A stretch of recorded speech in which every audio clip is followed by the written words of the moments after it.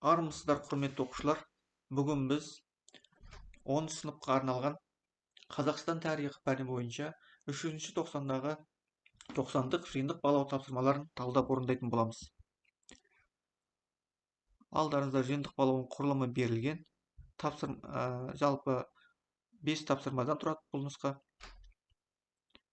25 балл, 45 минутта осыны орындап шығуымыз қажет еді. 3-ші тоқсан жиынтық балау тапсырмаларының сипаттамасы берілген.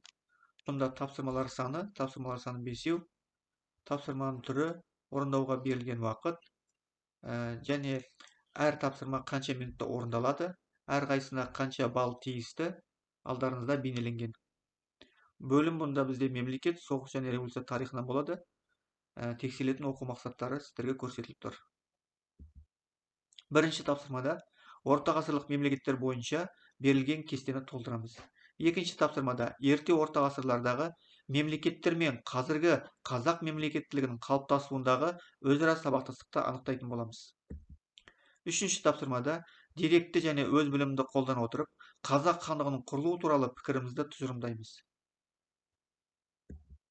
Төртінші тапсырма кеңестік биліктің Қазақстанның қоғамдық саяси өміріне әсерін сот негізінде талдау жұмыстарын жүргізетін боламыз.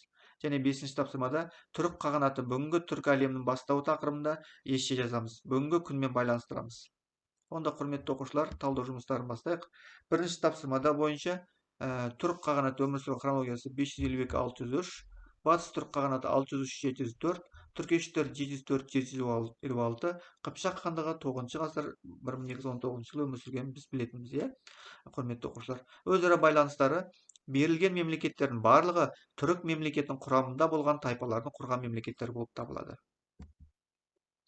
Екінші тапсырмада ерте орта ғасырлар мемлекеттер мен қазіргі қазақ мемлекетінің қалыптасуындағы өзара сабақтастықты анықтайтын боламыз. Бұнда саудада ерте орта ғасырлық мемлекеттер өз дәуірінде Ұлы Жібек жолы негізінде бөлінген бақылауды ұстаймыз. Бүгінгі күнде Батыс Еуропа және Батыс Қытай жолының негізгі бөлігі Қазақстан жер арқылы өтті. Мәдениетте түркі дәуірінде, яғни 751 жыл Атлах шайқасынан кейін түркі халқының ислам дініне бастауы, бүгінде қазақ халқының мәдениеті мен салт дәстүрі, әдеп-ғұрпы ислам дінімен байланысты. Бұл Атлах шайқасының тарихы өте маңызды, біз үшін үлкен зор екенін білеміз, құрметті оқушылар. Шаруашылықта түрік қағанатының халқы көшпелі және жартылай көшпелі мал шаруашылығына айналысты.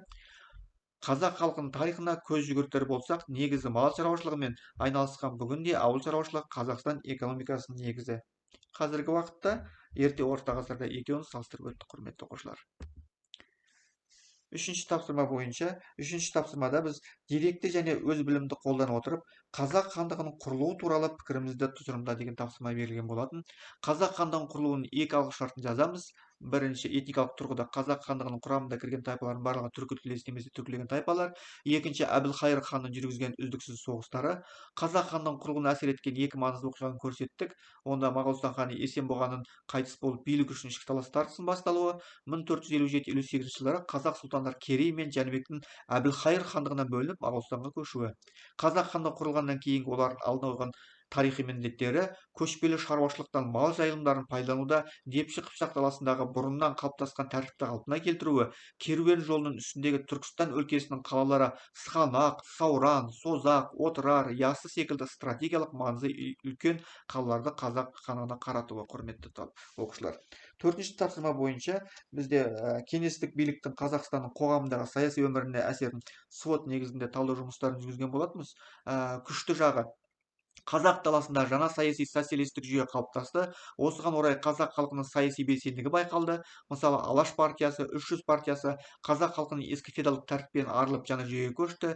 Кеңестік биліктің Қазақстанның қоғамдағы саяси өміріне әсерінің әлсіз жағы, қазақ халқында ежелден келе жатқан рулық жүйенің қоя алмауы, бюрократияның қалыптасуы, кеңестік биліктің Қазақстанның қоғамдық саяси өміріне ықпал еткен мүмкіндігі, батыс елдерімен саяси экономикалық байланысты орнатуға мүмкіндік тууы, геосаяси орналасуына байланысты Еуразия құрылымындағы халықаралық қатынастардың орталығына алуға мүмкіндік болуы, кеңестік биліктің Қазақстанның қоғамда саяси өмір үшін қауіп-қатері, қазақ ұлтына қатысты геноцидтік саясат ұстануы, қазақ халқының ұлттық мүддесінің шектелуі. Құрметті оқушылар, енді 5-ші тапсырмада бізде түрік қағанаты бүгінгі түркі әлемінің бастауы тақырыбында есте жазыңыз деген болатын. Соны кішкене былай жазып өттік. 6 ғасырда құрылған түрік қағанаты Еуразия құрлығында ұлан-ғайыр жер көлемін алып жатты. Көрші мемлекеттің бірімен тату-тәтім өмір сүрсе, енді бірімен соғыс жүргізіп үнемі өз жерін аумағын үлкеюге назар аударды. Батыс пен шығысты байланыстыратын Ұлы Жібек жолының негізгі бөлігінде елге еткен экономикалық мүмкіндіктері зор болды. Үлкен аумақта иелігінде ұстап, сырттан төнген қауіптің бетін қайтаруға күші де қайраты да жетті. Тіпті әлемді өзіне таратпақ болған Шыңғыс ханның ықпалымен көшіп келген моңғол тайпалары жергілікті халықпен сіңісіп түркіленген болатын. Жүздеген жылдар бойы сыртқы және ішкі күштерге төтеп беріп, кең қанат жайған түрік тайпалары құрлықтың көп бөлігінде орналасты.